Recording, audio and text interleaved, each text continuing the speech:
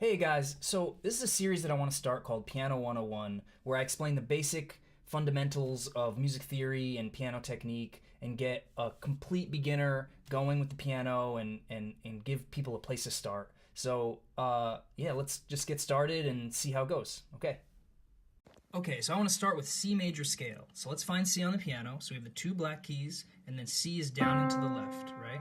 So we have C, D, E, F, G, and then it resets A, B, C.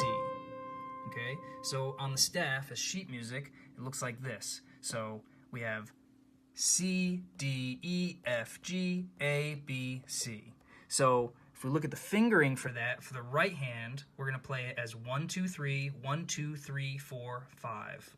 Okay, 1, 2, 3, and then our thumb comes under. 1, 2, 3, 4, 5. Same down.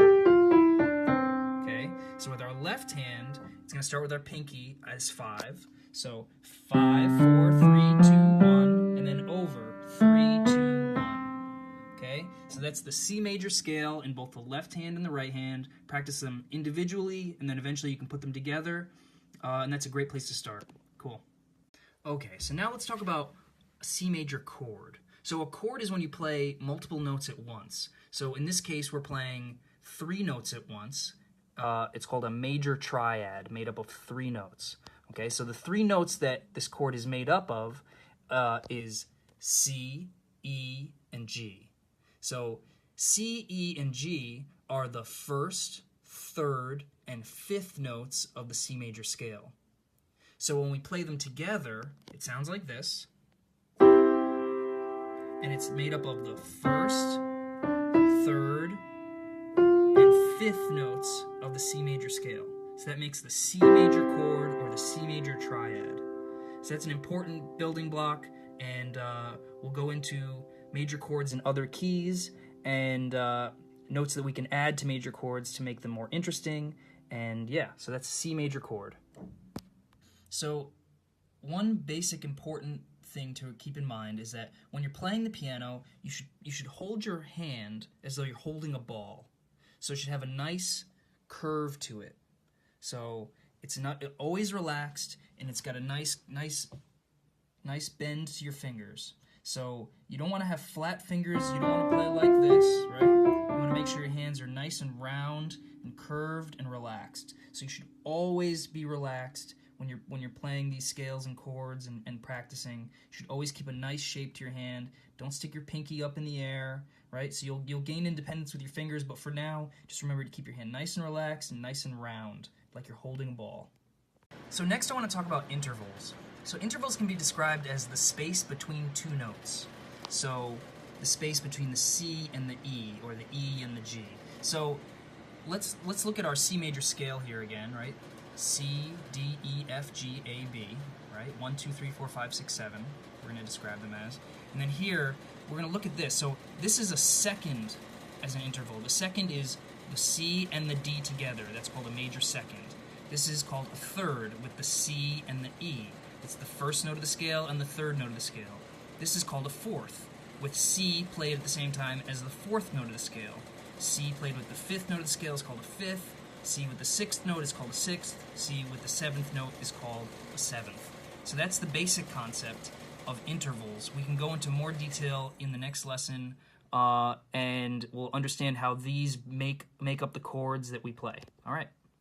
So now that we understand intervals, we can discuss the difference between a major chord and a minor chord. So a major chord we know of as bright and happy, so that sounds like this. And a minor chord we think of as dark and moody, and that sounds like this. So the difference between these two chords is that the major chord uses the major third. So C to E is the major third. That's what we talked about here, right? The major third. So C to E flat is the minor third. That's that interval, is the minor third. So that's this here, minor third. So that the difference between whether E is natural, E natural, or E flat makes the chord either major or minor, and that's based on the interval of either a major third or a minor third. Alright, so now let's talk about some other basic chord types. So we talked about major chords and we talked about minor chords. So again, the major chord is made up of C, E, and G. The root, the third, and the fifth. 1, 3, and 5, right? It's called major chord, right? The minor chord is made up of C, E flat, and G. And it's the root, or the 1, the flat 3, and the 5. Right, and that's minor. So now there are two other chord types I want to talk about, which are augmented chords and diminished chords. So an augmented chord is 1, 3, and sharp 5. That's augmented, which is C, E, and G sharp. And a diminished chord is 1, flat 3, and flat 5. And that is C, E flat, and G flat. So that's called diminished. So we have major, minor, augmented, and diminished. So the next thing we should talk about are inversions. So inversions is when you take a chord and you change the order of the notes that are played. So with C major chord, right, our standard C major chord is C, E, G, right, C, E, G. So C major first inversion, we're going to take the C from the bottom and we're going to put it on the top. So that C major chord becomes E, G, C, going from bottom to top. So we go from C, E, G to E, G, C. So it's the same chord, it's just we're playing a different C. And then we go up to G, C, E is the second inversion. That's moving the E from the bottom to the top, right? We can do the same thing with the minor chord. So with the C, E flat, G, becoming E flat, G, C, G, C, E flat. So those are chord inversions. Alright, so next we're going to talk about adding notes to our major triads. So first I want to start with C major 7. So C major 7 is a C major triad plus the major 7th. So let's look again here at C major scale. We have C, D, E, F, G, A, B, right? The root is 1, the second, third, fourth, fifth, sixth, and 7th. So to create C major 7, we're going to use the C, which is the root, the E, which is the third, the G, which is the fifth, that makes the C major triad, and then we're going to add the 7th note of the C major scale, which is the B. So we have C, E, G, B, 1, 3, 5, 7. So we have C major triad, 1, 2, 3, 4, 5, right? C major triad, 6, 7. So this is called C major 7. It uses the 7th note of the C major scale. Now let's talk about C major 7's inversions. So in root position, we have C major 7 with the C major triad plus the 7th note of the C major scale. So C major triad plus the B, right? That's called root position. Then if we put it in first inversion, we're taking the C from the bottom and putting it on top. So this becomes E, G, B, C. So we'll take the C from the bottom and we put it on top. That's C major 7, first inversion. Then for the second inversion, it's G, B, C, E, right? So we do it again. Put the E from the bottom on top. That's second inversion, and then the same thing for third inversion. So it's still all C major 7, just played in a different order. So next let's talk about the treble clef.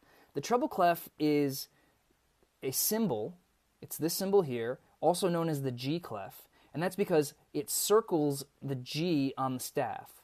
So that's saying that this line here is the G. This is usually played with the right hand, and that indicates that that is the G above middle C. So if this is middle C, it's that G here. So one way, there's a way we can remember the lines in treble clef is by a mnemonic device, E, G, B, D, F, every good boy deserves fudge, right? And the spaces of the treble clef we can remember as F-A-C-E, or face. So that's a way we can quickly remind ourselves what note is what in treble clef, and just remember that this is used to write music for the right hand of the piano. So now that we've covered treble clef, let's also talk about bass clef.